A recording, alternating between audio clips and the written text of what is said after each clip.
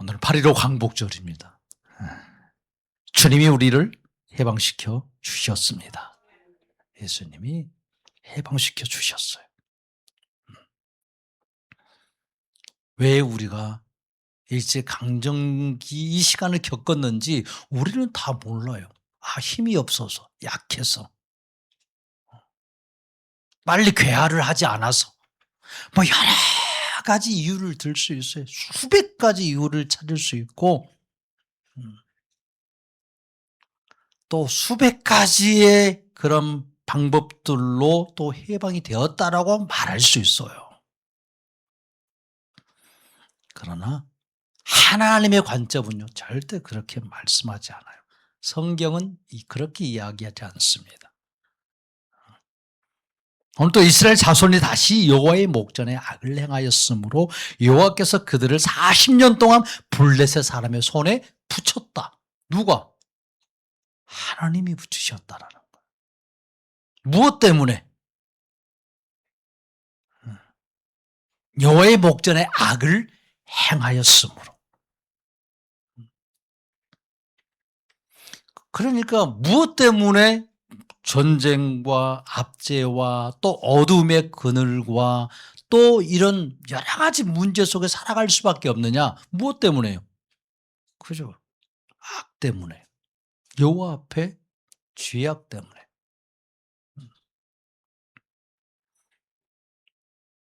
하나님이 행하시는 일이에요. 모든 역사의 주관은 누가 행하신다라고? 하나님이 행하십니다. 하나님이 행하셔요. 하나님이 믿는 자들이 이 시각을 갖지 못하면 우린 땅의 시각으로 모든 것을 판단하고 분석하면서 거기에서 해답을 찾으려고 해요. 그럼 그 해답이 있느냐? 없어요. 다 다릅니다.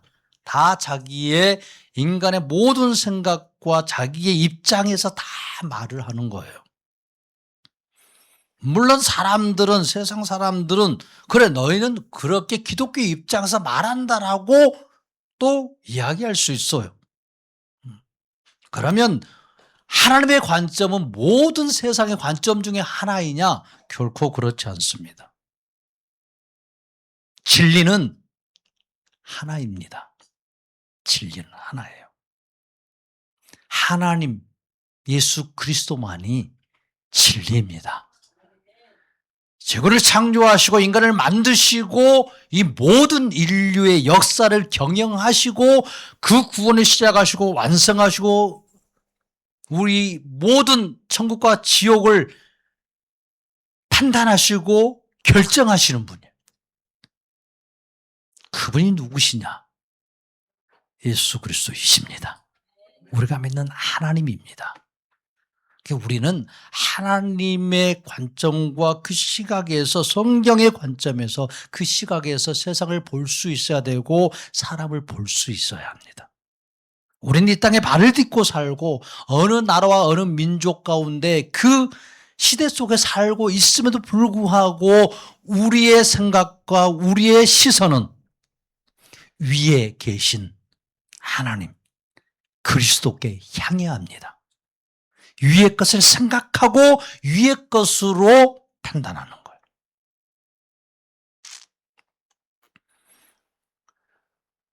그래서 이때 우리는 이 시대 가운데, 이 땅 가운데 살면서도 하나님을 시인할 수 있고 예수 그리스도의 행하심을 시인할 수 있고 선포할 수 있고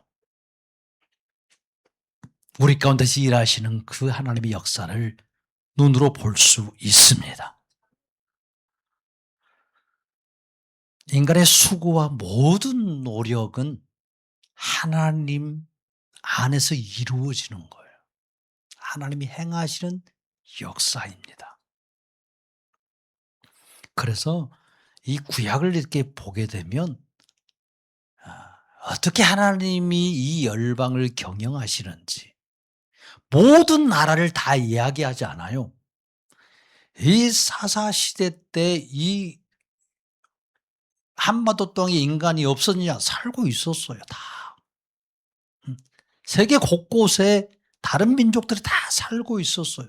그럼에도 불구하고 왜 하나님은 다 그런 민족을 언급하지 아니하고 이스라엘과 그 주변의 민족들을 언급하면서 말씀하시느냐? 모든 인간이요, 모든 민족은 하나님 앞에서 다 똑같은 거예요. 인간은 타락했기 때문에 그 안에서 다 모습이 거의 다 비슷해요. 어느 민족이든 삶이. 그러니까 오늘 본문에 이스라엘 자손이 다시 여호와의 목전에 악을 행하였다. 우리나라가, 한민족이, 중국이, 일본도 다 똑같아요. 하나님의 목전에서 다 뭐하고 살았어? 악을 행하면서 살았어. 우리는 의롭게 살았다? 아니에요. 왜 성경에 이런 말씀들을 기록하느냐? 오늘 보면 이 구약의 사사기에 나타난 사사들 중에서 이렇게 삼손에 대한 이야기예요. 우리가 삼손 이야기 많이 들었습니다. 설교도 했어요. 하나님께서 이스라엘 백성들을 위해서 이렇게 삼손을 사사로 세우시는 이야기를 하고 있어요. 우리나라의 어떤 역사의 관점에서는 또 보면 하나님께서가 아니라 그냥 우리 이 민족을 위해서 임진왜란에 이서 건지시기 위해서 누구를 세웠다라고 쓸 수 있겠어요. 이순신 장군을 준비하셨다라고 쓰는 거예요. 그냥 일반 역사 학사들은 그들의 관점에서 이렇게 이순신 장군을 조명해요. 똑같이. 그래서 성경의 관점에 보면 그 이순신 장군도 누가 세웠을 것 같아요? 하나님이 세우신 거예요. 하나님이 일하는 자로 세우셨어. 그래, 모든 인간의 삶이 하나님의 영역 밖에 있다, 안에 있다? 안에 있는 거예요. 어느 누구도. 하나님이 이때는 삼손 시대에 이 이스라엘에게 역사했으니까 이쪽에 살고 있는, 동쪽에 살고 있는 중국 땅이나 이 한반도 땅에 살고 있는 사람들은 관심이 없었고 그들에게는 아무런 역사하지 않으셨다라고 말한다면 우리는 하나님을 믿지 않는 거예요. 하나님은 동일하게 이 삼손 때에 나타나서 일하시는 하나님은 동일하게 한반도 속에서도 중국 땅에서도 일하시고 역사하셨습니다. 어느 누구도 인간 어느 한 사람도 하나님의 그 일하시면서 벗어나서 스스로 산 자가 있겠어요? 없습니다. 삼손은 사사기에 나타난 많은 또 사사들 중에 이 뒤쪽 편에 사사 기간이 한 400년이 되는데 이게 300년쯤 지난 이게 후반에 있는 사사예요. 이게 삼손 앞에 뭐 이렇게 온니엘도 있었고 두보라, 입다 등등 많은 사사가 있었어요. 이게 삼손이 또 등장하는 거예요. 등장. 하나님이 이 이스라엘 어떤 이 상황에서 그들을 위해서 이렇게 사사를 중간중간 계속 세웠어요. 이렇게 역사를 주관해 오셨단 말이에요. 마치 우리나라 시대 때 뭐 울진문덕을 세우고 강감천을 세우고 뭐 이성계를 세우고 하는 것, 이 모든 일들은 누구의 권한이냐? 하나님의 역사입니다. 하나님의 역사. 세종대왕 누가 세워서 한글을 창조하게 하셨겠어요? 세종대왕이 스스로 이제 한글 좀 만들어야 되겠다 해가지고 했겠어요? 그 모든 언어도 누가 만드시느냐? 하나님이 만드시는. 언어를 누가 주셨어요? 하나님이 주셨어요.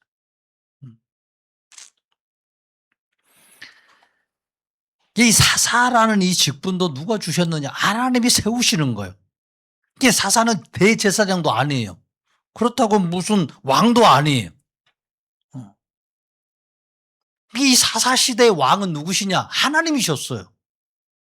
그렇게 다른 나라는 하나님이 없었는데 이 이스라엘 땅은 누가 왕으로 계셨느냐? 하나님이 왕으로 계셨어.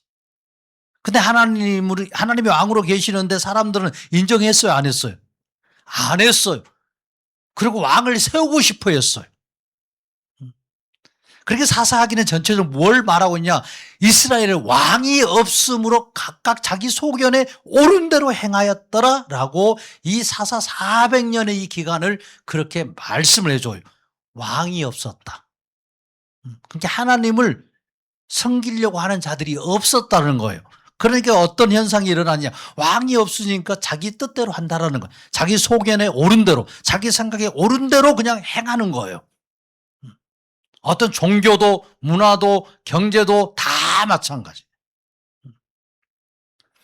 이게 사사라는 것은 그래서 하나님이 왕으로 세우지 않는 거예요. 왕이라는 어떤 그 고난을 주지 않아요. 제사장 기름을 붓고 제사 드리는 이 고난도 사사에게는 없어요. 그 사사는 무엇이냐? 구원하는 거예요. 단지 이스라엘이 이렇게 압제 가운데 있으면 그걸 건져내는 일이에요. 이게 사사로서의 직분이었어요. 그러니까 하나님께서 이스라엘 민족의 지도자로서 마치 모세와 여호수아처럼 세우신 이 지도자예요. 그 시대를 위한 지도자. 그렇게 이들은 왕이 아니었어요. 대사장도 아니었고 그냥 단지 이스라엘 민족을 이렇게 보호해주고 그 시기 때 어느 한 기간 동안에 인도하는 역할을 하는 자가 바로 사사였습니다. 이 사사의 직분도 누가 세우시냐? 하나님이 세우셨어요. 이게 오늘 본문에 나타난 이 삼손을 보면 하나님께서 그의 출현과 이 출생 그리고 일생 동안 그의 사역에서 죽음까지 이게 자세히 이게 섭리하고 인도하시는 것을 보여주십니다. 그러니까 오늘 본문에 사사로서 또한 지도자로서 삼손이 태어나게 된 이 배경을 보여주는데 삼손이 태어날 때 이스라엘 하나님이 다시 배반했다라고 해요. 그럼 그 동안에 배반을 안 했느냐? 배반했어요. 하나님을 건져주었는데 이렇게 하나님 섬긴다고 이렇게 하다가 또 다시 우상을 섬기고 이방신을 또 받아들이면서 이게 혼합종기를 또 하나님을 배반해요. 그게 삼손이 태어날 때 하나님을 배반했다라고 말하고 있어요. 그러니까 이 배반을 하고 있었어요. 그게 하나님을 전적으로 신뢰하지 아니하고 풍요로운 어떤 삶을 얻기 위해서 이방신들의 가치관, 그래서 종교의식, 세계관 이런 걸 가지고 자신의 삶을 또 살고자 애를 썼다는 말이에요. 하나님이 주신 이 계명을 지키지 않는 행위를 반복하면서 그냥 죄를 짓는 거예요. 하나님을 의지했던 이 한 세대, 하나님을 바로 그 사사를 세워서 그 압제 아래서 바로 벗어났을 때는 너무 좋으니까 하나님을 기뻐하고 찬양합니다. 그 세대부터 다시 그 하나님을 일으키기 시작해요. 다음 세대 하나님 다 잊어버립니다. 다 잊어버려요. 그렇게 앞선 세대에 행하셨던 하나님의 역사 모릅니다. 그리고 이렇게 계속 하나님을 버리는 이런 반복적인 행위를 해내요. 그 민족이, 이스라엘 민족이. 이상하지 않아요? 우리나라는 하나님 몰랐다 손쳐요. 그러니까 계속 이렇게 또 지배당하고 또 죽고 또 그러다 좀 살만해지고 또 다시 망하고 이런 일이 수없이 반복해. 그래서 여기서는 뭐라고 말하고 있어요? 계속 400년 동안 이거요. 한 40년마다 한 번씩 계속 반복되어졌어. 30년마다 한 번씩 계속 반복돼요. 마치 우리나라처럼. 뭐 우리나라만 그랬느냐? 그렇지 않아요. 다른 민족도 계속 이런 침략과 침입이 계속 반복돼요. 이 삶이 사실 역사예요. 모든 나라의 역사예요.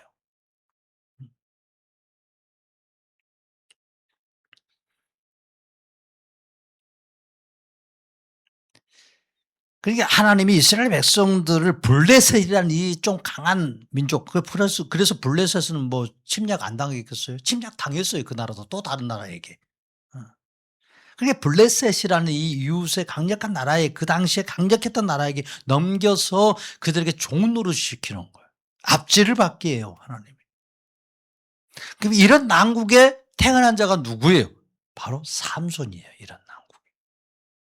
그렇게 이스라엘 백성들이 압제를 당하고 있을 때 하나님이 이스라엘 백성들을 위해서 누구를 이렇게 준비하시느냐? 삼손을 태어나게 하셔요. 중요한 것은 이스라엘 백성들이 막 지금 이게 압제 받으니까 하나님 앞에 엎드려서 하나님 살려달라고 막 기도하고 그러느냐? 그렇지 않아요. 정신 차리고 돌아와 가지고 회개한 것 아닙니다. 그런데 하나님이 이스라엘 백성들이 이렇게 막 눈물로 회개하고 엎드려서 금식하면서 이 나라 백성을 살려달라고 그렇게 하지 않았어요. 그런데 하나님이 무슨 일을 시작하셔? 삼손이라는 이 사사를 보내어서 지금 이스라엘을 구원할 것이다라고 말하고 있어요. 그가 태어나서 어느 시기가 되면 구원하기 시작할 거라고. 하나님께 징계를 받는 거잖아요, 지금. 잘못하고 징계를 받는 거예요. 벌 받는 거예요. 심판받고 있어요. 그럼 하나님은 이 사사 삼손을 그 땅에 보내야 되겠어요? 안 보내야 되겠어요? 안 보내야지, 지금 벌 받고 있는데. 회개한 것도 아닌데. 엎드린 것도 아닌데. 계속해서 그랬잖아요, 지금. 한두 번이 아니에요, 지금. 한두 번이. 예. 한두 번이 아니에요. 또 보내서 살려주면 또다시 하나님 버리고 또 몇 년 지나서 또다시 그러고. 그러면 이제는 하나님 뭐예요? 이제 더 이상 안 보내야 맞는 거 아니에요, 이제. 더 두들겨 패가지고 정신 차리도록 이번엔 40년이 아니라 한 100년 이상 그렇게 보내요. 살게 만들어야지.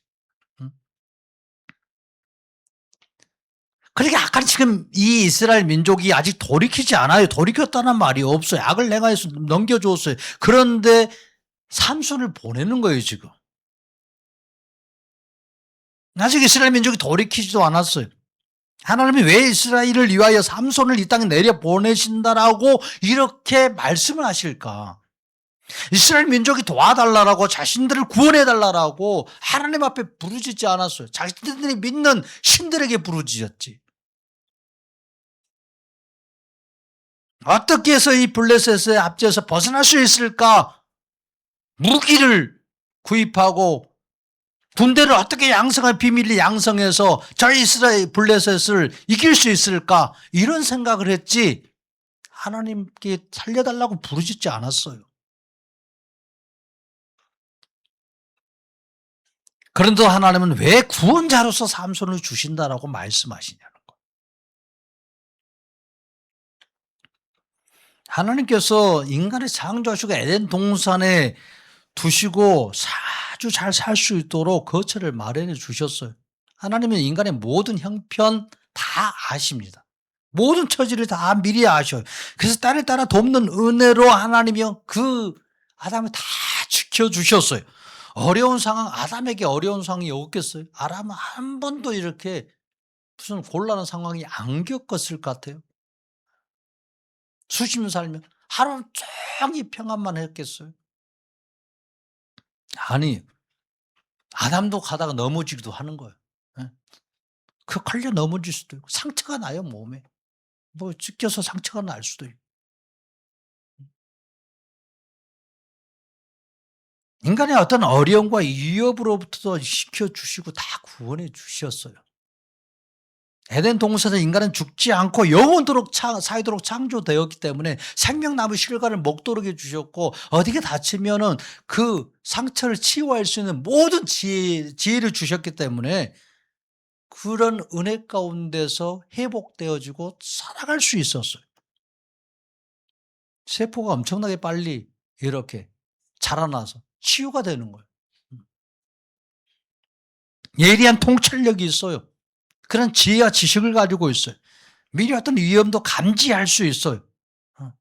이런 어떤 위기 상황이 될 것 같으면. 그렇게 그러면서 하나님이 있던 주시는 이런 구원의 즐거움도 아담으로 알게 주셨어요. 근데 인간은요, 이렇게 하나님에 의한 어떤 구원, 하나님에 의한 어떤 돌보심, 이게 이런 것보다 점점 살다 보니까 인간의 마음에 이런 교만함, 내 어떤 중심으로 살고자 하는 이 욕심, 내 능력과 지혜로 내 삶을 이렇게 구원시키고자 하는 그런 마음이, 그런 타락한 마음이 들어와요. 왜 이런 마음이 들었는지 몰라요, 도대체. 우리도 그래요. 왜 이런 마음이 들었는지 우리도 몰라. 좀 이렇게 하나님 앞에서 하나님 주신 은혜 안에 살고 싶은데 어느 순간 쏙 그런 마음이 들어와서 이걸 쫓아내지를 못하는 거. 그리고 스스로 내가 살고자 하는 거. 내 어떤 지혜와 방법대로 살고자 하는 거예요. 하나님처럼 이렇게 되고 싶은 거예요. 그래서 선악과를 따먹습니다. 그리고 타락해요. 타락하니까 스스로 어떤 위험으로부터 자신을 지킬 능력이 다 없어져요. 하나님이 주시는 은혜, 그 은혜를 다 알지 못하고 받지 못해요. 그렇게 타락한 이유에는 인간이 자신에게 닥쳐올 어떤 재난 같은 거 이렇게 감지를 잘 못해요. 이게 지금 무슨 일이 일어날지 잘 몰라요. 근데요, 동물들은, 짐승들은 더 잘 알아요. 이게 빨라. 때로는 우리보다, 인간보다 더 빨라. 지진이 일어날 것들, 또는 어떤 재해가 일어날 것들을 이 동물들은요, 훨씬 빨리 알아요. 그리고 빨리 피신해. 인간은 그 터져야 도망가. 그때서야. 잘 감지를 못해요. 이게 둔한 거예요, 이렇게. 가장 똑똑한 피조물에서 어리석은 피조물이 되어버리는 거예요. 하나님을 떠나니까. 하나님 떠나니까. 그렇게 자신의 인생에 나타날 조그마한 위험도 감지하지 못할 뿐만 아니라 그 위험을 감지해도 그냥 허둥지둥하다가 죽는 거예요, 그냥. 더 위험을 크게 자초해요. 어떻게 해야 될지 몰라서. 참 매우 어리석고 미련한 인간이 타락한 인간의 실체이고 모습입니다. 이스라엘 백성들이 하나님을 외면하고요, 하나님을 이렇게 무시하고 하나님의 계명을 우습게 알기 때문에 블레셋이라는 이 민족에게 종노릇하게 됩니다. 그런데 하나님이요, 이 이스라엘 백성들을 향하여 계속 진노하지 않아요. 하나님은요, 이렇게 징벌을 즐겨 하시는 분이 아니야. 하나님이 노하기를 더디 하시는 분이라고 말씀하시고, 인자하신 하나님의 어떤 성품, 그분의 본성이 있어요. 하나님 그래서 징벌을 즐거워하지 아니하시는 분이에요. 하나님은 삼손을 이스라엘 백성의 블레셋 이 손에서 구원할 자로 그래서 보내주신다라고 하나님이 시작하시는 거예요. 사람이 어떤 구원을 시작하는 게 아니에요. 사람이 어떤 이 일을 시작하는 게 아니에요. 사람도 시작하죠. 나름대로 막 이런 이 어려움을 극복하려고 시작하고 이 위기에서 탈출하려고 노력하고 애를 씁니다. 그러나 이게 되어지느냐, 안 되는 거예요. 그러니까 하나님이 지금 삼손, 이 이스라엘 백성들을 이 블레손에서 건져낼 자를 그래서 준비하셔서 보내시겠다라고 말씀해요. 그렇지 않고서는 못 벗어난다는 말이에요, 이 자리에서. 삼손을 통한 하나님의 이 구원은요, 그런데 이스라엘이 이렇게 다시 하나님의 율법을 지키고 계명을 지키고 다시 하나님께 제사하고 오실 구원자를 기다리는 그런 일을 했기 때문에 이 구원자를 보내주시느냐, 안 그래요. 이스라엘이 회개하지 않았어요. 이스라엘 민족이 하나님께 돌이키지 않아요. 이 삼손을 계속 읽어보면, 사사기를 읽어보면. 그런데 하나님이 삼손을요, 잉태하게 하십니다. 마노아의 이 부부에게 이 삼손을 주시는 거예요. 그리고 이스라엘 구원에, 이 이스라엘 구원을 위해서 미리 준비하시고 계셔요. 아무도 몰랐어요. 이스라엘 백성들 중에 누구도 몰라요. 이스라엘 민족이 지금 40년 동안 블레셋에게 압제를 받았는데, 압제를 이렇게 받는 종노릇을 끝날 즈음에 구원자 삼손을 준비한 게 아니라 계속 압제를 받고 있는 중에, 그 중간에 초창기 때 미리 준비하시고 계셔. 그렇죠. 40년의 기간이었는데 삼손이 20세 넘어서부터 활동을 시작했으니까. 그러니까 이 하나님의 심판을, 징벌을 내리시고 그와 동시에 더불어서 누구를 준비하셨냐? 삼손을 준비하셨다는 거예요.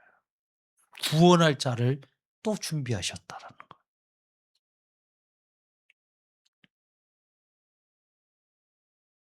하나님이요, 이렇게 징벌과 동시에 구원을 마련하시는 소망의 하나님이시고, 인간이 가장 죄악으로 더럽고 추악할 때 인간에게 구원자를 예비하시는 은혜로우신 하나님이십니다.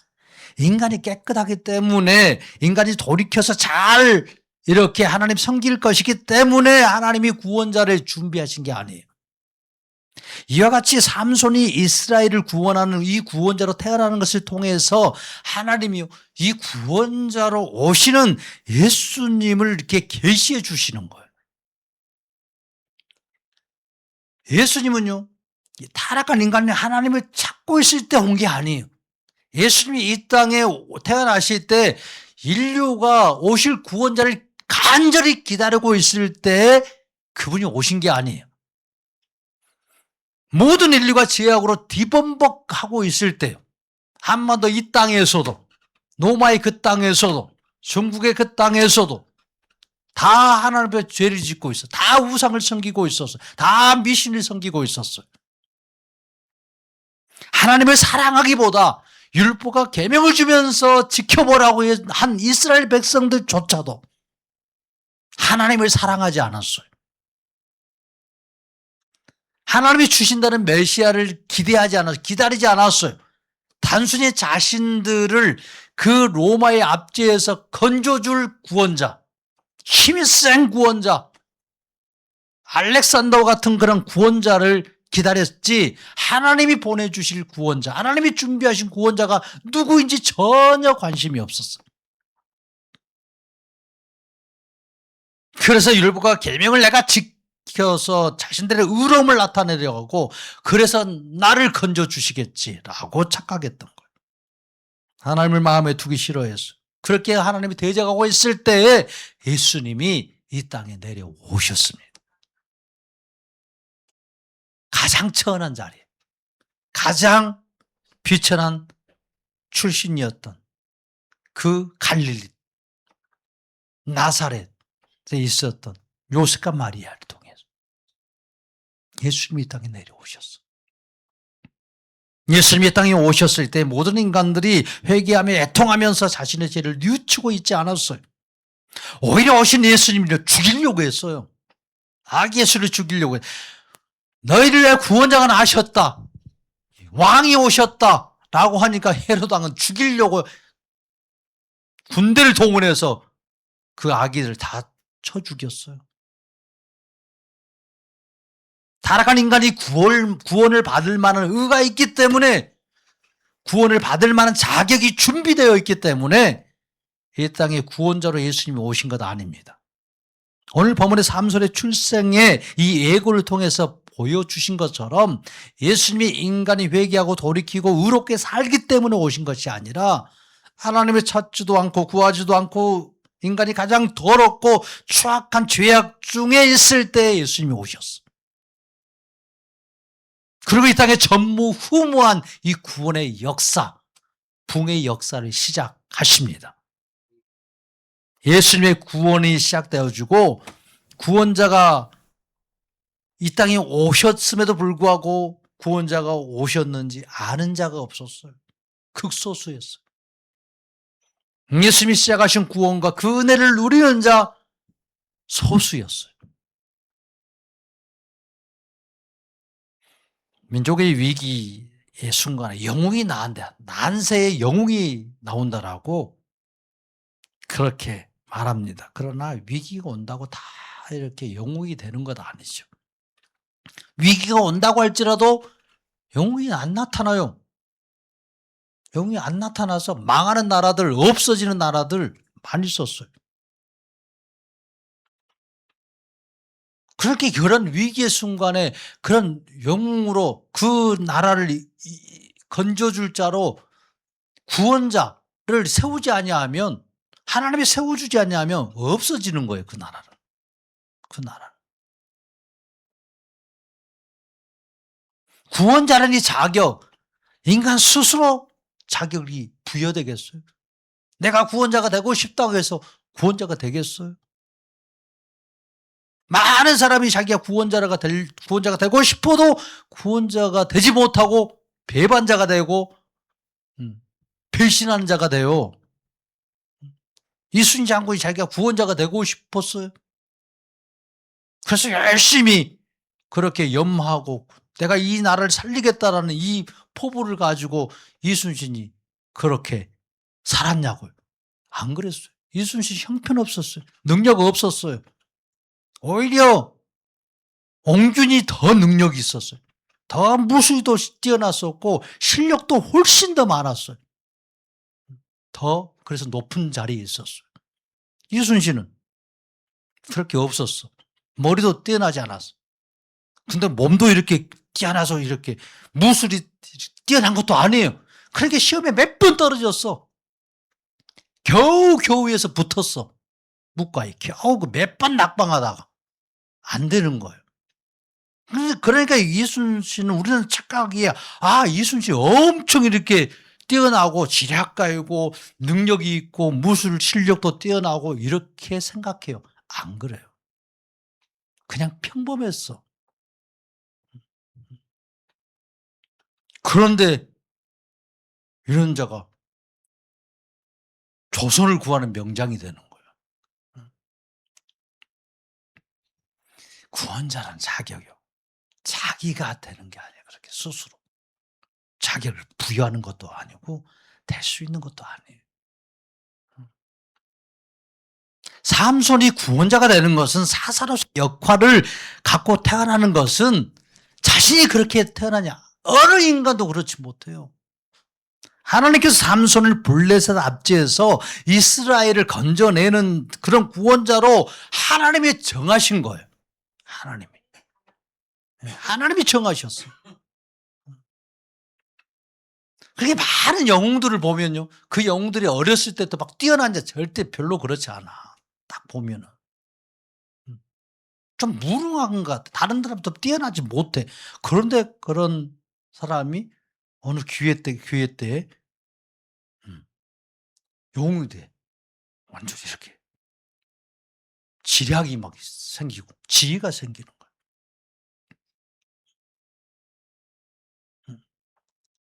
이게 인간의 어떤 구원자예요. 하나님이 정하신 거다. 그래서 삼손과는 이렇게 달리 예수님이 이렇게 구원자가 되는 건요. 이거가 달라요. 인간이 어떤 구원자가 되는 것과 예수님이 어떤 구원자로 오시는 것은 다르죠, 사실. 구원자의 자질, 구원자의 능력, 구원자의 권세, 예수님이 스스로 가지고 계신 분이에요, 그분은. 모든 인간 구원자는 하나님이 부여해 주신 거예요. 근데 예수님은요, 모든 걸 스스로 갖고 계신 분. 예수님이 신적 능력을 가지고 계시기 때문에 한 민족뿐만 아니라 모든 인류도 구원하실 수 있는 분이에요. 어떤 인간이 아무리 큰 구원자라 할지라도 인류를 구원하겠냐고요. 없어요. 한 시기를 구원했을 뿐이지. 이순신 장군이 당시 임진왜란 그 당시에 몇 년 동안 이렇게 활동하면서 조선을 구했어. 그래서 그 이순신이 계속 우리 조선을 구해줬냐고. 그렇지 않아요. 그리고 또 금방 그 뒤에 100년 뒤에 병자론 터져가지고 또 다시 죽는 거예요, 지금. 수십만, 수백만이 또 죽는 거예요.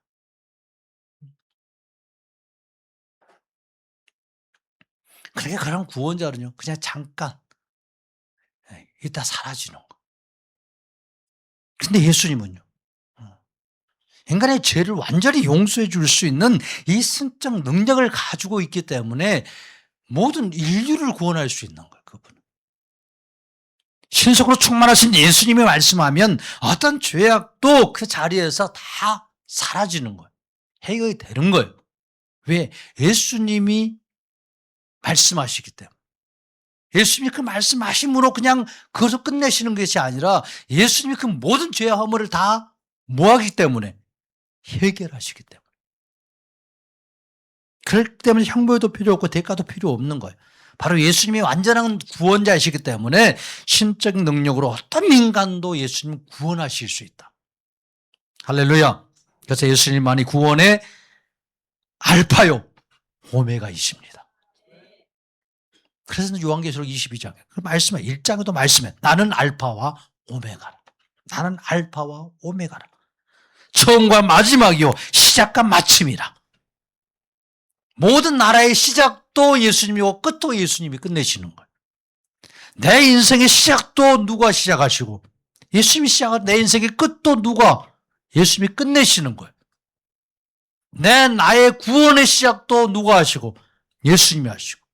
내 구원도 예수님이 완성하십니다. 근데 예수님이요, 시작과 끝이라는 거예요. 알파 오메가. 그 창조주이신 하나님이신 예수님이 인류를 구원하기 위해서 이 땅에 내려오심은 하나님이 이 땅에 자기 영광과 능력을 가장 완벽하게 드러내시고 나타내시는 구원입니다. 이게 구원.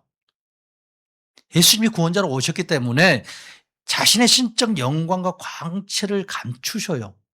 구원자로 오셨기 때문에. 마구간에 태어나셨고 목수로 사시다가 평범한 인간으로 30세쯤 되실 때 구원자로 자신을 이제 나타내시기 시작해요. 삼손도 그렇게 돼가요. 그래서 삼손이 20세쯤 되었을 때 그가 일하기 시작해요. 그 전에는 그냥 평범했어. 아무것도 안 했어요. 그냥 집에서 엄마 아빠 심부름도 해주고 일 도와주고 그렇게 살다가, 그럼 삼손이 힘이 셌냐? 20세 전에는 힘이 셌겠어요? 약했겠어? 힘 없었어. 나약했어. 머리는 길었어. 머리 자르지 말라니까. 포도주 안 마시고 그렇게 살았기 때문에. 그러다 자기 보고 막 연단하고 내가 이 민족의 구원자가 돼야 되니까 막 푸시업 200개씩 하고 근력 만들고 말쏘기 연습도 하고 막 칼도 이렇게 싸움도 하고 막 공부 좀 막 열심히 해가지고 이 나라를 내가 구원해야지. 이렇게 했겠어요? 그렇게 안 했어요. 그렇게 안 했어. 그리고 그냥 장가 가려고 이제 하다가, 그죠. 이스라엘 여자는 그렇게 이쁜 여자가 없어. 그러니까 이방 여자, 결혼하고 싶은 거. 거기에 푹 빠져가지고. 무슨 구원자냐고, 그러게. 구원자긴. 그렇지 않아. 근데 하나님의 영이 탁 임하니까 갑자기 힘이 세지는 거예요. 갑자기 비실비실한 삼손이 힘을 쓰기 시작하는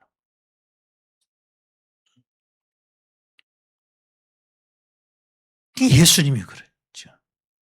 그러니까 삼손의 어떤 일세계 성경에 나타나는 이런 인물들의 어떤 모습을 통해서 구원자로 오시는 예수님의 어떤 사역, 예수님의 모습을 다 나타내 보여주셔요. 성경은 누구에 대한 증언이다? 오실 구원자에 대한 증언이다.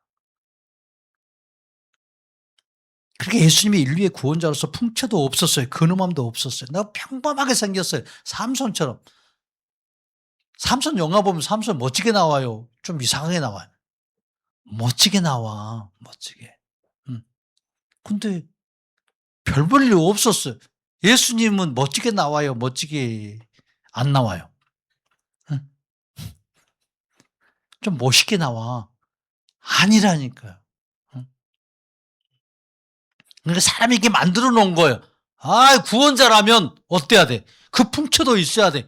좀 둥치도 있고, 멋지게. 그래서 최소 저만큼 키를 커야지.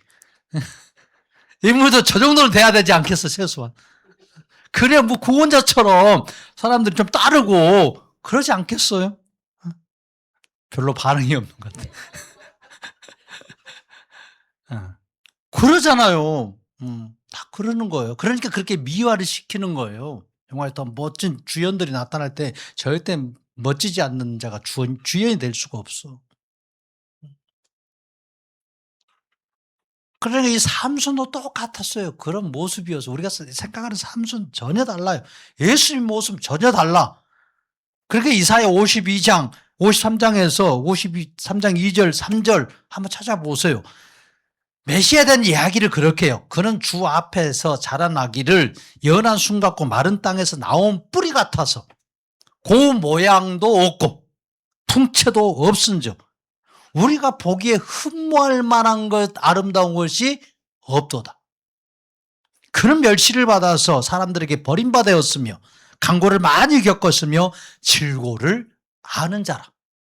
마치 사람들이 그에게 얼굴을 가린 것 같이 멸시를 당하였고 우리도 그를 귀히 여기지 아니하였도다.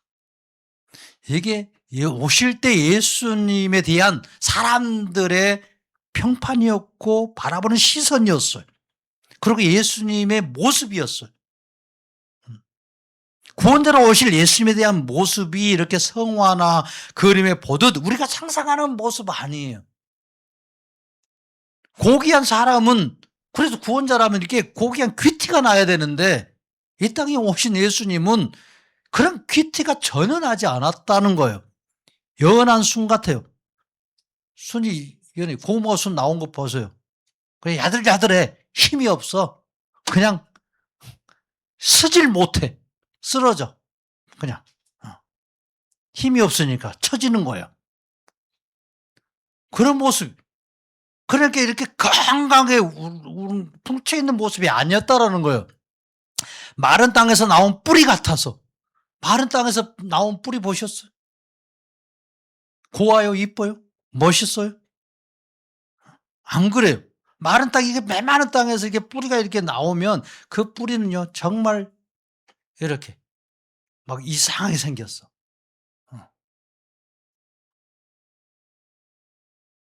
볼품없다라는 거예요. 볼품없다라는 거. 우리가 모양도 없어. 고운 모양도 없어. 피부가 고와? 안 고와. 뭐 이렇게 선크림을 바르셨겠어. 그런다 비비크림을 발랐겠어. 없어. 이렇게. 우리가 보기에, 사람들이 보기에도, 우리가 볼 때도, 외적으로 봤을 때 이렇게 흠모할 만, 와, 멋지다. 이런 모습이 있었다, 없었다? 없었다는 말이에요. 그리고 사람 멸시를 받아 사람에게 버림받았어요. 사람들이 이렇게 따르고 싶지 않는 거예요. 외적으로 봤을 때. 고생을 많이 했어요. 목수일하고 그냥 떼 앞에서 일하고 돌아다니셨으니까 뭐가 이렇게 얼굴이 하얗겠어요? 새카맣게 타지지. 30살이 됐는데 주름살이 많이 생기셨어. 고생을 많이 한 사람처럼 보여요, 고생을. 사원 속에 잘하신 모습이 아니에요.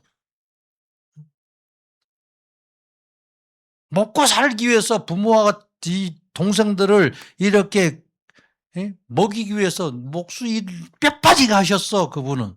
예수님은. 모진 고생을 하면서 산 거예요.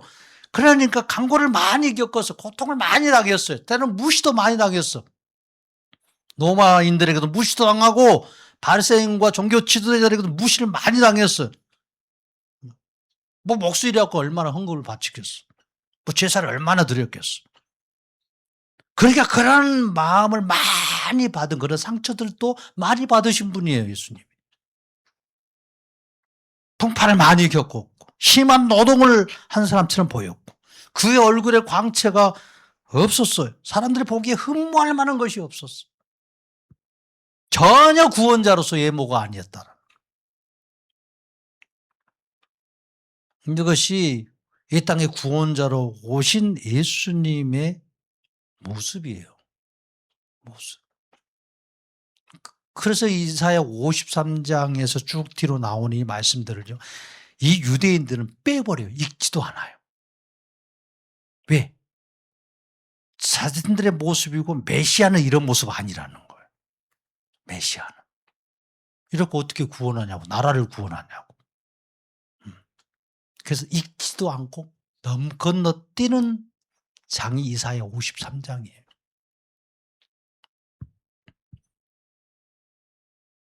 인간을 구원하러 온 메시아로 그래서 사람들이 인정하지 않아요. 그래서 예수님을 버리는 거예요. 멸시해요. 무시했어요. 사람들에게 버림받았어.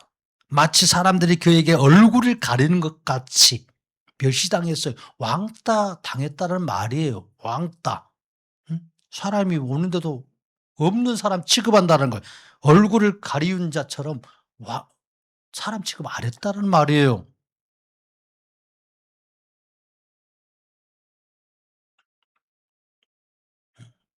그러니까 왕따 당한 이 사람의 심정을 예수님이 모르겠어요. 이 땅에 오셔서. 그분이 당하셨는데. 그러니까 인간을 이렇게 죄악 속에 있는 인간을 구원하러 메시아로 사람들은 누구도 인정하지 않았어요. 보통 사람도 못 되는 평균 이하의 사람으로 취급했어요.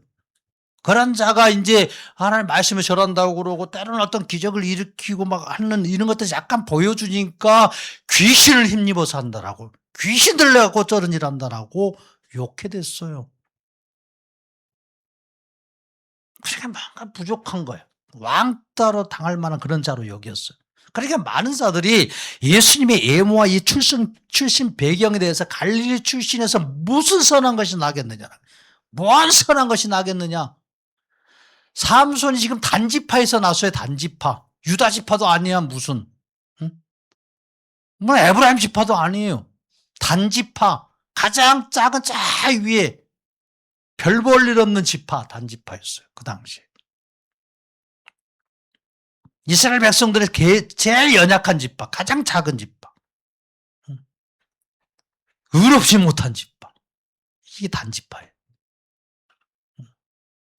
그러니까 많은 자들이 예수님의 어떤 출생에 대해서 많이 얘기해서 갈릴리에서 뭔 선한 것이 나오냐, 무슨 갈릴리에서 구원자가 나오냐, 뻔해라. 저 보면 모르겠냐고.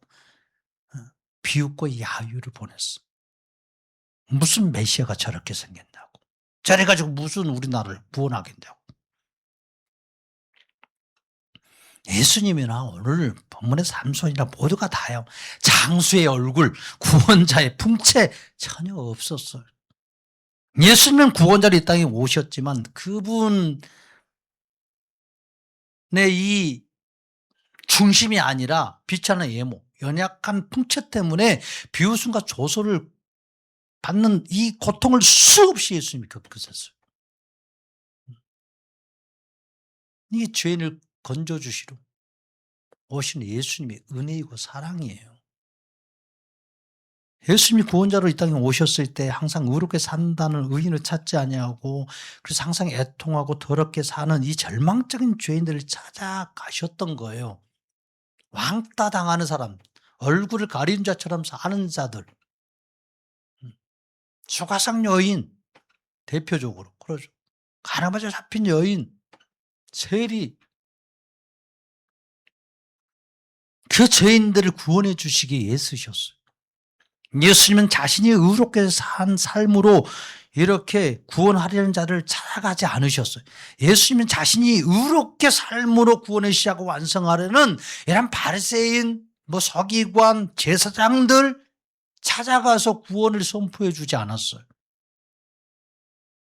도무지 자신의 힘으로 구원을 시작할 수도 없고 구원을 이룰 수도 없고 구원을 완성할 수도 없는 그런 죄인들에게 찾아가서 구원의 소망을 가지고 찾아가서 그들의 죄를 깨닫게 해주고 그들의 죄를 덮어주시고 그들에게 구원을 선포해 주셨습니다. 이렇게 구원을 시작하시는 분입니다.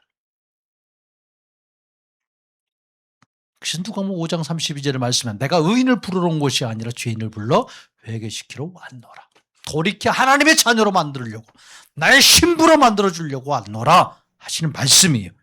예수님이 구원해 주시기 위해서 죄인을 찾아가서 구원을 시작하시고 하나님께 모든 영광을 돌리고 구원자로서 자신을 나타내시는 것, 이것이 구원자로서 예수님의 사역이고 역사이고 예수님의 은혜입니다. 구원이라는 건 인간이 막 힘쓴다고 되는 거 아니에요.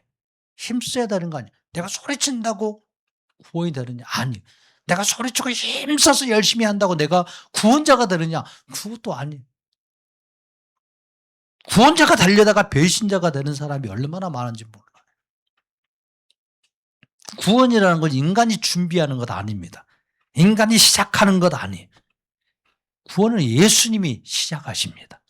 예수님이 준비하셔서 시작하시는 거예요. 인간이 깨끗할 때 시작하시느냐? 아니에요. 아직 죄인 되었을 때, 여전히 죄인으로 있을 때 그분은 구원을 시작하셔요. 먼저 찾아오셔서 구원을 시작하시고 완성하심으로 죄인을 살리시는 예수님, 그 자신을 그래서 드러내시는 거예요. 이게 구원입니다. 사람들은 구원받을 짓을 해야 구원해 주지, 상을 받을 짓을 해야 상을 주지, 이게 일반 상식이에요. 윤리와 도덕이라는 이 땅의 어떤 상식, 이건 구원받을 짓 해야 구원을 주고 상을 받을 짓 해야 상을 주지. 그러죠. 열심히 공부해야 하고 성적이 높아야 상을 주지, 꼴등이라고 상 주는 거, 이건 정말 안 맞는 일이에요. 안 맞는 일. 이게 일반 상식이에요. 일반 상식. 일반 상식.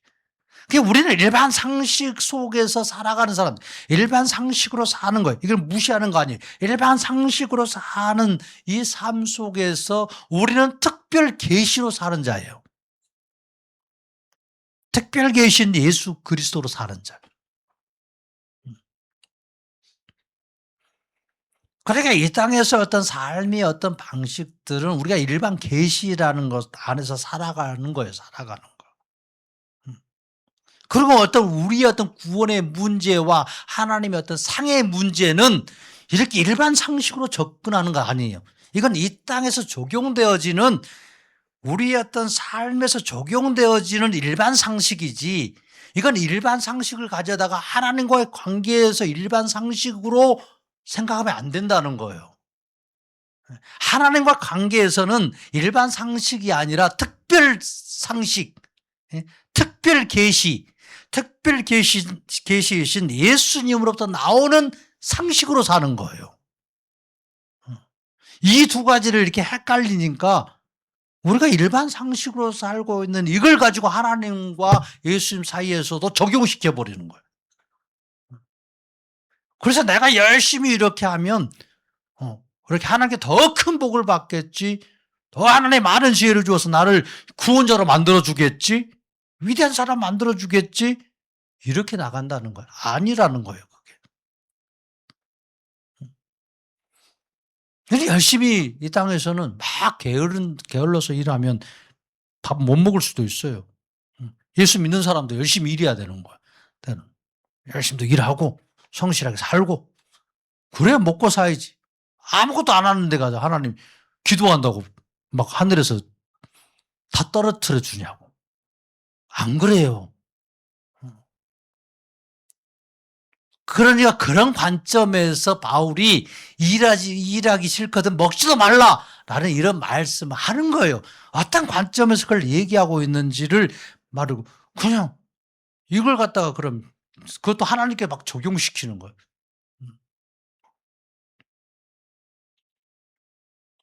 하나님이 그렇게 생각하지 말라는 거예요. 이 모든 어떤 구원은 인간으로부터 출발하지 않아요. 예수님에서 출발해요. 인간은 그래서 상을 받을 짓을 해야 상을 줘야 이게 맞는 거예요. 근데 하나님은요, 상을 받을 짓 안 했는데 상을 주는 거예요. 구원의 상을 줘요. 은혜의 상을 주는 거예요. 돌보심의 상을 줘요. 진짜 때로는 일 안 했는데 하나님이 돈도 주실 때가 있어. 그래서 때때로 항상 주면 되겠어요? 그럼 다 일 안 하고 살지. 하나님이 은혜로 주시는 거예요. 은혜로. 그래서 예수님이 자기를 이렇게 크게 나타내신 이 구원의 시작, 바로 인간으로부터 출발하지 않고 예수님으로부터 출발하는 거예요. 예.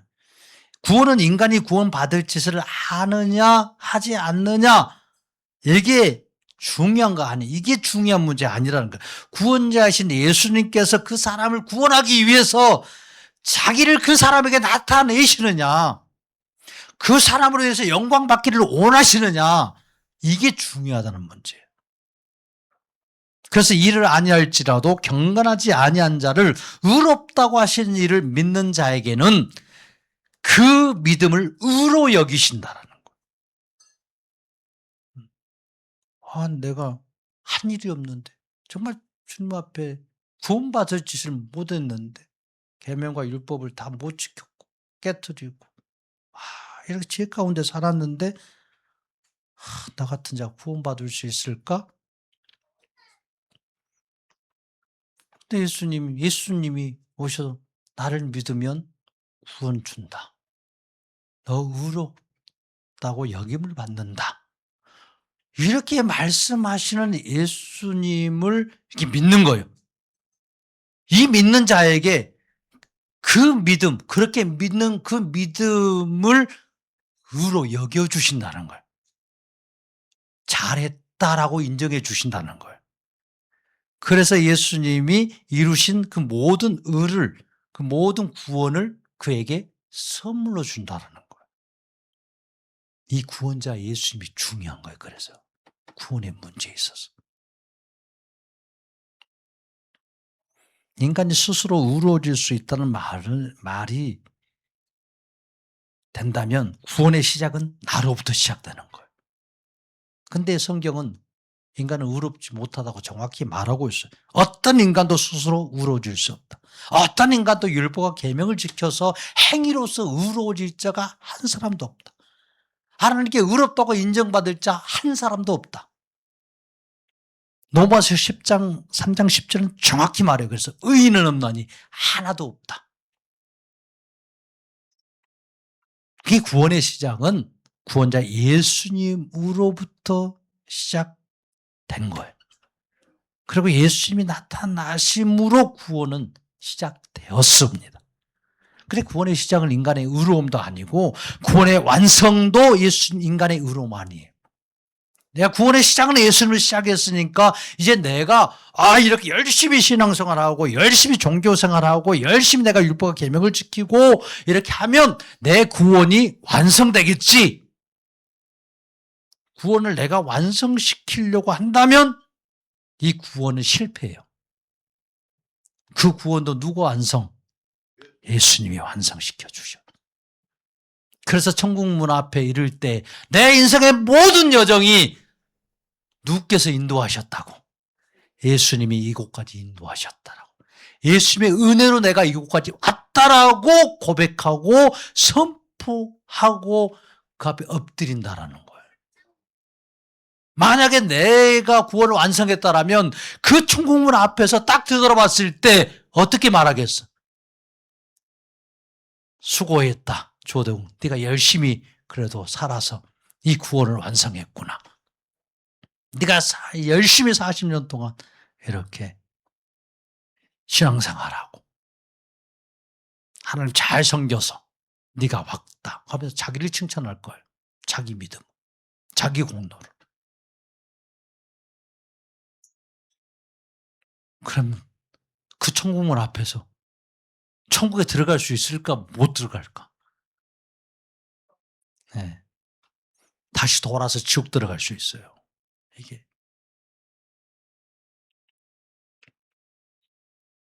구원의 시작도 구원의 완성도 예수님이 하십니다. 예수님이. 구원의 시작은 구원자 예수님으로부터 시작하기 때문에 인간이 더러울 때도 뭐 이렇게 죄악 가운데 있을 때도 이 구원은요 시작되는 거예요. 이게 예수님의 구원의 역사입니다. 역사예요.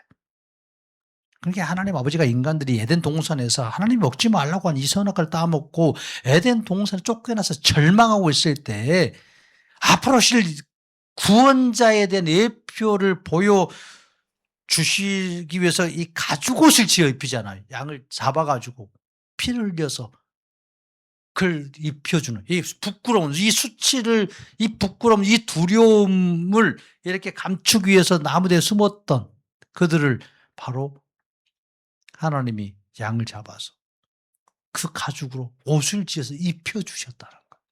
그래서 하나님 앞에 이렇게 그 나무대에서 나올 수 있도록 해주셨다는 말이에요. 이게 누구예요? 바로 우리의 모습이에요.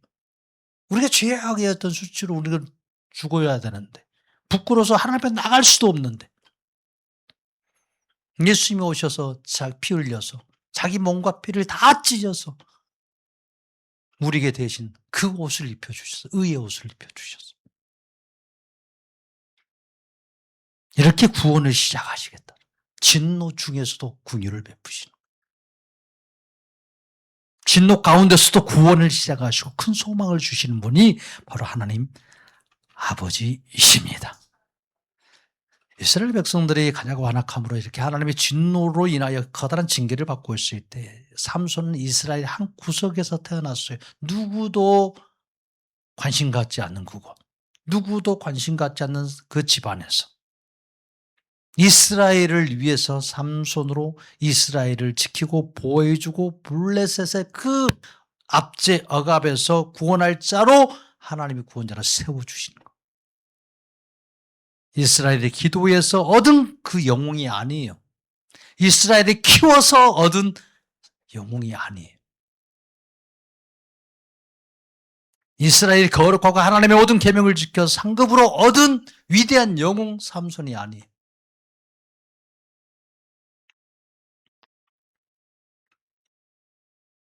그냥 하나님이에요. 긍휼로서 이스라엘을 건지시고자 삼손을 준비하시고 보내주시는 거예요. 많은 사람들이 위기의 순간에 자신이 민첩하게 행동해서 위기를 벗어날 수 있을 것이라고 생각해요. 잘 이렇게 준비해 놓으면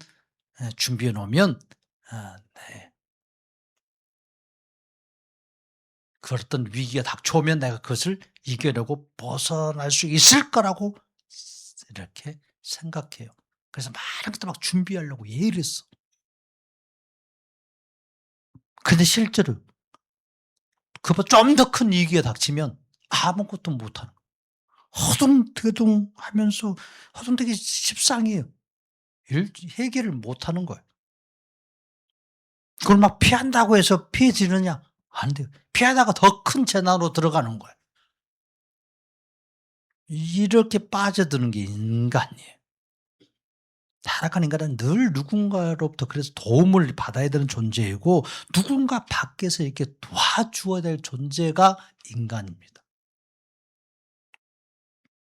유일하게요. 이 죄악의 물에 빠져서 영원히 죽어야 될 이 인간을 도울 수 있는 분, 건져낼 수 있는 분, 그런 압제에서 빼낼 수 있는 분, 죽음과 사망의 그늘에서 꺼내서 밝은 빛으로 이끌어낼 수 있는 분, 예수님 밖에 없습니다. 구원자로 오신 예수님 외에 누가 있겠어요? 없습니다. 예수님의 구원의 손을 뿌리치면 어떤 자라도요, 이 구원의 은혜를 입을 수가 없어요. 구원의 선물 받을 수 없어요. 예수님이 그 인생에 크게 나타내시는 구원의 그 기쁨 누릴 수 없습니다. 아무리 죄가 많다고 할지라도, 아무리 무능하다 할지라도, 연약하다고 할지라도, 구원자 예수님이 아무리 예수님에게 관심이 없던 자라도 예수님이 이렇게 불러서 이끄시면 새로운 인생을 시작하는 거예요. 예수님이 일하시는 이 구원을요, 누리게 해 주십니다. 그러니까 누구든지 세상에서 나를 도와줄 자가 누군가 막 찾으려고 애쓰지 마세요. 가까이 계시는 예수님, 우리에게 가까이 계시는 그분, 가까이 계실 때 그를 부르라. 나를 간절히 찾고 찾으면 내가 그를 만나 주리라 말씀하시는 거예요. 예수님이 가까이 계시는 거예요. 가까이. 그래서 우리가 오직 예수님의 그 부흥을 선포하고 오직 예수의 이름을 부를 때 예수님이 우리 가운데 일하시고 역사하십니다. 우리의 심령에 예수의 이름이 기쁨이 되게 만들어주시고 소망의 이름이 되게 만들어주시고 활력의 이름이 되게 만들어주시고 역사해 주십니다. 그러니까 오늘 찾아오시는 그 예수님의 손을 붙잡는 거예요. 그러면 절망이 희망으로 돼요.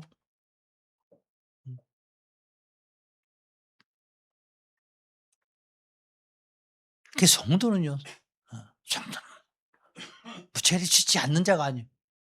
이렇게 능력 있는 자가 아니에요. 부러운 자가 아닙니다. 하나님의 진노를 가장 많이 받아야 할 자가 다시 성도예요. 은혜를 받았어도 은혜대로 살지 못하니까. 그런 사랑을 많이 받았어도 사랑을 받은 자처럼 살지 못하니까 어찌 보면 하나님의 진노를 가장 크게 받아야 될 자. 이스라엘 백성들처럼 하나님이 사랑하고 또 살려주고 또 살려줘도 또 하나님 배신하고 배반하고 또 나가서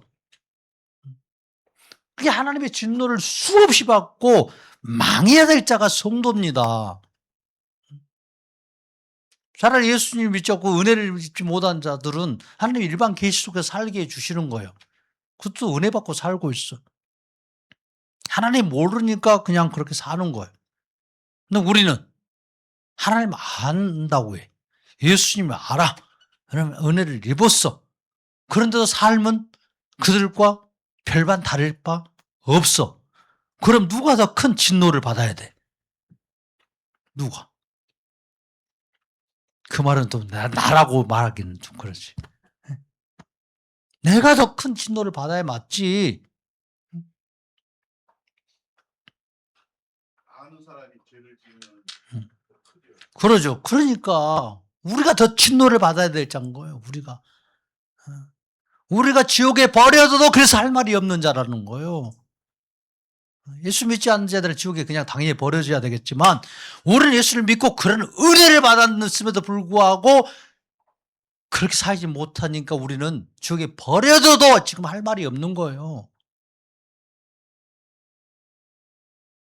그런 자이지만 구원자신 예수님이 친히 들어와서 자기를 크게 나타내시고 새 일을 시작하셨기 때문에 이 구원의 새 일을 우리 가운데서 날마다 새롭게 역사해 주시기 때문에 나도 모르게 내가 구원을 받은 거예요. 나도 모르게 은혜를 받고 살고 나도 모르게 구원을 받고 구원의 즐거움을 누리며 살고 있는 자가 바로 성도입니다.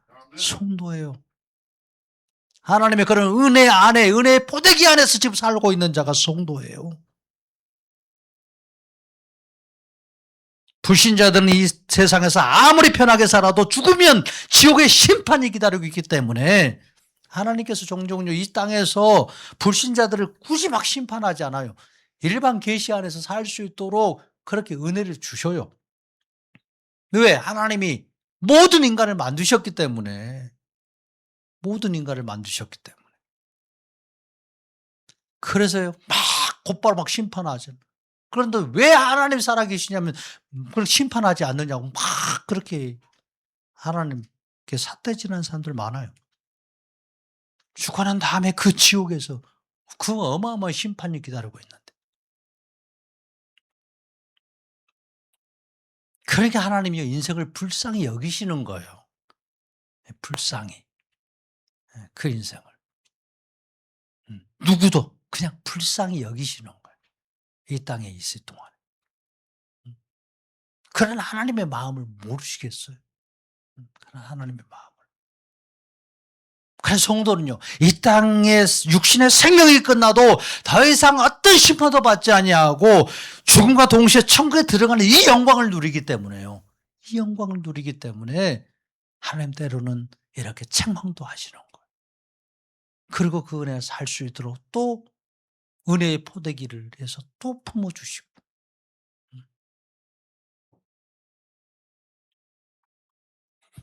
그래서 성도는 죽으면 영원한 축복의 상급만 있을 뿐이에요. 이것이 성도에게 크게 역사하시고 나타내시는 예수님의 구원의 역사이고 구원의 선물입니다. 구원자 예수님은 성도들을 천국으로 인도하기 위해서 때때로 잘못 가는 성도들 징계도 하시고 훈계도 하시고 때로는 꾸짖기도 하시는 거예요. 그러니까 성도들은 이 땅에 살아가면서 온전하게 살 수가 없어요. 내가 어떻게 온전하게 살 수 있겠어요? 여러 가지 유혹에 걸려 넘어지고 쓰러지기도 해요. 그렇게 예수님이 때때로 이렇게 훈계도 하고 책망도 하고 징계도 하고 죽이기 위한 것이 아니라 살리기 위해서, 돌이키기 위해서. 그래서 예수님의 사랑이 뭔지를 가르쳐주고 싶은 거예요. 너의 공로가 너의 의와 너의 열심으로 너의 실패로 지옥 가고 천국 땅을 가는 게 아니다. 나의 사랑으로 내가 베푸시는 은혜로 너는 천국 들어온다. 그래서 이 기쁨을 주시고 싶은 거예요. 이사야 38장 17절에서 그렇게 말씀해 보옵소서. 내게 큰 고통을 더하신 것은 내게 평안을 주려 하심이라. 주께서 내 영혼을 사랑하사 멸망의 구덩이에서 건지셨고 내 모든 죄를 주의 등 뒤에 던지셨나이다. 그러니까 하나님은 우리의 죄악대로 심판하시는 분이 아니에요. 우리가 죄를 짓는 것으로 다 심판하면 살아남을 사람 한 사람도 없어. 한 사람.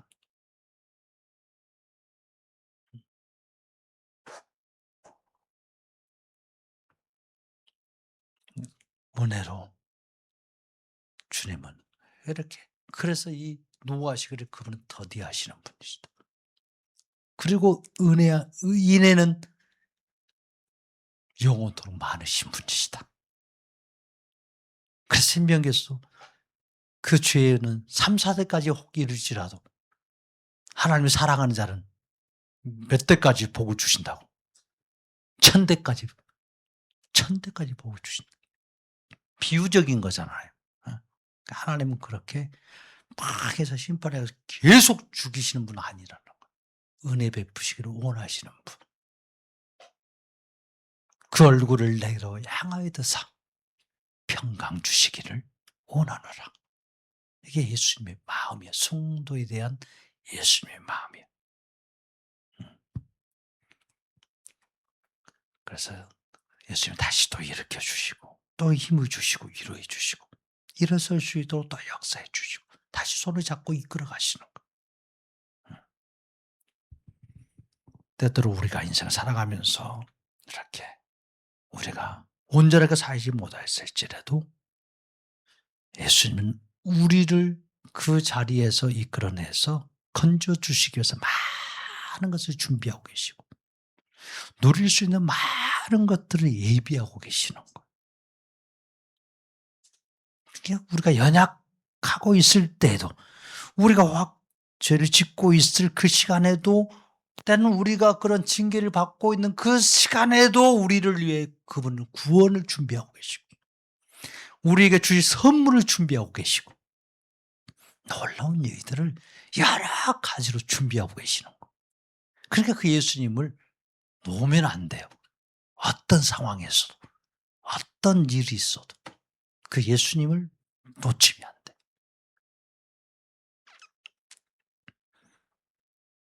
그냥 사람의 마음이 아니기 때문에 바로 자기 성도를 향한 예수님의 긍휼한 마음으로 성도를 사랑하시는 예수님의 구원의 행동이시기 때문에 예수님을 이렇게 붙잡는 게 중요합니다. 구원자로 오실 예수님을 예표하는 이 삼손 태어나는 건 아무도 몰랐어요. 구원자로 오시는 예수님 이 땅에 오심으로 구원을 시작하셨다는 것 아무도 몰랐어요. 근데 예수님이 그걸 멈추지 않고 구원의 일을 시작하셔요. 우리 점선교회 성도들도 이 세대 속에서 우리 인생 가운데서 이 구원을 시작하시고 이 구원을 이루어 가시는 그 예수님, 때로는 그 예수님이 때로는 느껴지지 않고 보이지 않고 정말 그분이 내 구원을 지금 하고 계셔? 그분이 계시는 거야? 때로는 우리가 모르는 중에도 그렇게 모르지라도 우리에게 찾아오셔서 우리를 이곳에 있게 하시는 그 예수님, 그 예수님을 이렇게 우리가 찬양하고 경배하고 그 예수님을 다시 붙잡기를 원하는 우리 성도가 되기를 축복합니다. 이 놀라운 구원을 시작하고 이미 완성하신 예수님은 우리가 깨닫지 못해도 구원을 시작하셨고 부흥도 시작하셨고 내가 다 알지 못하고 내가 다 지금 못 누리고 있어도 그분은 이 구원의 즐거움을 우리가 허락해 주셨고 예수님의 부흥을 시작해 주셨습니다. 예수님이 자신을 크게 나타내신 예수의 부흥이 구원의 역사가 교회 가운데 어떻게 나타나고 우리의 삶 가운데 어떻게 나타내셨는지 우리는 이미 많은 것들을 경험하고 또 누리고 있는 거예요. 그분은 앞으로도 일하시는 거. 제가 일한 것으로 끝내시는 게 아니에요. 앞으로도 구원의 역사, 이 부흥의 역사를 이루어 가시는 예수님 주목하여 보고 구원의 주체가 되시고 부흥의 주인이신 예수님을 경배하고 찬양하고 그 구원의 증인이 되어지고 그 부흥의 증인이 되는 우리 점수는 교회 모든 성도들 되시기를 축복합니다.